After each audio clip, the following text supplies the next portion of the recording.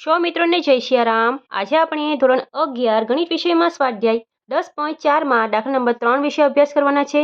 દાખલા નંબર 3ની રકમ આ પ્રમાણે છે, 9y નો વર્ગ ઓછા 4x નો વર્ગ બરાબર 36 બરાબર। આ પ્રમાણે આપણને રકમ આપેલી છે। હંમેશા અહીં આપણે 1 લાવવાના હોય છે, એટલે કે આખું સમીકરણને આપણે કેટલા વડે ભાગીશું? 36 વડે ભાગીશું।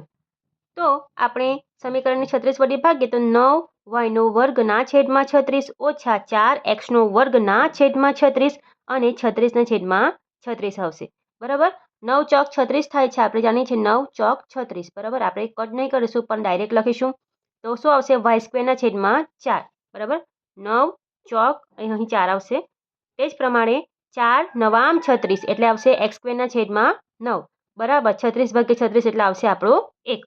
તો આ પ્રમાણે આપણને સૌથી પહેલા સમીકરણ મળે છે। આ સમીકરણ કયા પ્રકારનું છે? તો શું આવશે? y² ના છેદમાં a² ઓછા x² ના છેદમાં b² = 1 પ્રકારનું છે। આપણે લખીશું કે આપેલ સમીકરણ y² ના છેદમાં a² ઓછા x² ના છેદમાં b² = 1 પ્રકારનું છે। હવે સૌથી પહેલો કોણ છે? y છે બરાબર। એટલે આપણો અક્ષ કયો થશે? y અક્ષ થશે બરાબર। y પહેલો છે એટલે આપણો y અક્ષ થશે। અતિવલય પછી શું લખવાનું? રકમ લખવાનું છે। y² ના છેદમાં 4 ઓછા x² ના છેદમાં 9 = 1 નો પ્રધાન અક્ષ કયો થશે? y અક્ષ પર છે। પ્રધાન અક્ષ કોના ઉપર છે? y અક્ષ પર છે। એટલે નાભીઓ શું થશે? નાભીઓ ક્યાં આવેલી છે? ધેરફોર નાભીઓ y અક્ષ પર આવેલી છે બરાબર। અહીં પ્રધાન અક્ષ જે છે એ y અક્ષ થાય છે, એટલે નાભીઓ પણ y અક્ષ પર આવેલી છે।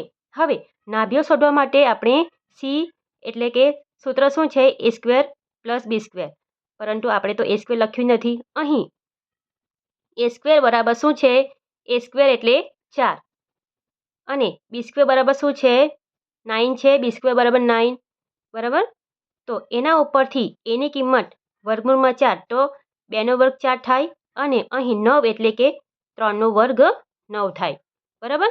હવે આપણે લખીશું કે c = વર્ગમૂળમાં a² + b²। તો વર્ગમૂળમાં a² ની કિંમત કેટલી છે? 4 અને b² ની કિંમત કેટલી છે? 9 9 + 4 કરીશું તો કેટલા આવશે? વર્ગમૂળમાં 13। એટલે કે આપણને નાભીની કિંમત આપણને મળે છે અહીં વર્ગમૂળમાં 13। તો લખીશું ધેરફોર આપણે જે શોધવાનું છે એ તો નાભીઓ, હવે અક્ષ કયો છે? y અક્ષ છે, એટલે x અક્ષ જે છે એ 0 આવશે અને ± c આવશે। તો 0 ± √13 આપણને મળે છે નાભીઓ 0 ± √13 બરાબર। હવે આપણે લખીશું શિરોબિંદુઓ શું આવશે? x અક્ષ કેવો થશે? 0 થશે અને y અક્ષ ઉપર ± a આવશે = 0 ± a ની કિંમત કેટલી છે? 2 છે બરાબર। તો 0 ± 2 જે છે એ આપણો શિરોબિંદુ છે। હવે આપણે શોધવાનું છે ઉત્કેન્દ્રતા E। તો આપણે લખીશું ઉત્કેન્દ્રતા E = c/a। c ની કિંમત કેટલી છે? વર્ગમૂળમાં 13 અને a ની કિંમત શું છે? 2। તો ઉત્કેન્દ્રતા E આપણને મળે છે વર્ગમૂળમાં 13/2, કારણ કે અહીં ભાગ જતો નથી। અને લાસ્ટ જે છે એ નાભી લંબની બરાબર 2b²/a। 2 b² ની કિંમત કેટલી છે? 9 અને a ની કિંમત કેટલી છે? 2 2 કેન્સલ એટલે આપણને મળશે 9। તો નાભી લંબની લંબાઈ આપણને મળે છે 9। તો આ પ્રમાણે દાખલા નંબર 3 જે છે એ અહીં પૂર્ણ થાય છે। તો વિડીયો પસંદ આવ્યો હોય તો વિડીયોને જરૂરથી લાઈક કરજો। ચેનલ ઉપર નવા હોય તો પ્લીઝ ચેનલને સબસ્ક્રાઈબ કરજો, મને સપોર્ટ કરજો બરાબર, કે જેથી મને મોટિવેટ મળે બરાબર।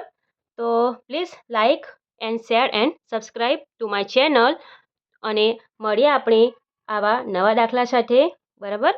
તો સૌને રાધે રાધે।